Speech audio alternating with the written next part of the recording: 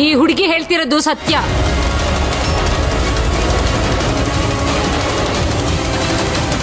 ಇವಳು ನಮ್ ವೈನಿಧ್ಯ ಅಲ್ಲ,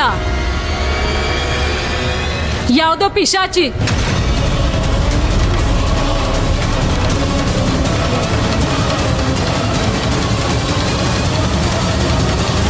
ಯಾರಾದ್ರೂ ಮಂತ್ರವಾದಿ ಜೊತೆ ಮಾತಾಡು, ಅವರೇ ನನ್ನ ಸೊಸೆನ ಈ ಸಮಸ್ಯೆಯಿಂದ ಹೊರಗೆ ತರೋದಕ್ಕೆ ಸಾಧ್ಯ.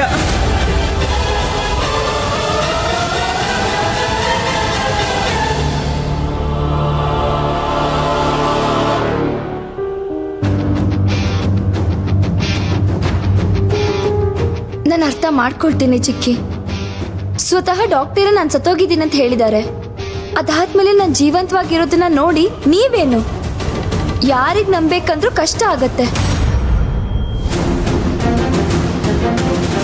ಈ ಸಂದರ್ಭದಲ್ಲಿ ದುಷ್ಟರು ತಮ್ಮ ಬೇಳೆನ ಬೇಯಿಸ್ಕೊಳ್ಳೋದನ್ನ ಮರೆಯೋದಿಲ್ಲ.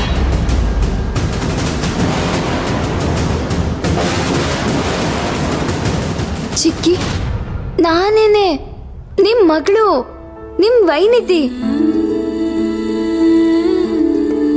ನನ್ಗೆ ಪ್ರಜ್ಞೆ ಬಂದಾಗಿಂದ ರಕ್ಷಾ ಕವಚದ ಜಪನ ಓದೋದ್ ಶುರು ಮಾಡಿದ್ದೀನಿ. ಷಷ್ಠಿ ಅಮ್ಮನ ದೇವಸ್ಥಾನನ ನನ್ ಮನೆ ಮಾಡ್ಕೊಂಡಿದ್ದೀನಿ. ಅದ್ರಲ್ಲಿ ಯಾವ ಪ್ರೇತಾತ್ಮ, ದೆವ್ವ, ಭೂತ ನುಗ್ಗಕ್ಕಾಗತ್ತಾ? ಹಾ, ನುಗ್ಬಹುದು. ಸತ್ತ ಮೇಲೆ ಎಲ್ಲ ಶರೀರನೂ ಖಾಲಿ ಆಗ್ಬಿಡತ್ತೆ. ಮತ್ತೆ ಯಾರ ದೇಹದ ಯಾರು ಹೇಳಿದ್ರು?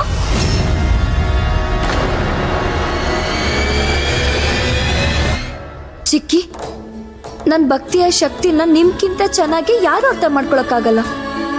ಒಂದ್ಸಲ ನಿಮ್ಮನ್ನ ನೀವು ಕೇಳ್ಕೊಳ್ಳಿ. ಅಷ್ಟು ಸುಲಭವಾಗಿ ಅಮ್ಮ ನನಗೆ ಅನಾಹುತ ಆಗೋದಕ್ಕೆ ಬಿಟ್ಬಿಡ್ತಾರಾ? ಓ ಸ್ಟಾಪ್ ಇಟ್. ಏನೇ ಮಾತೆತ್ತಿದ್ರೆ ಸಾಕು ಅಮ್ಮ ಅಮ್ಮ ಅಮ್ಮ ಅಂತ್ಯಾ? ಹೂ ಇಸ್ ದಿಸ್ ಅಮ್ಮ?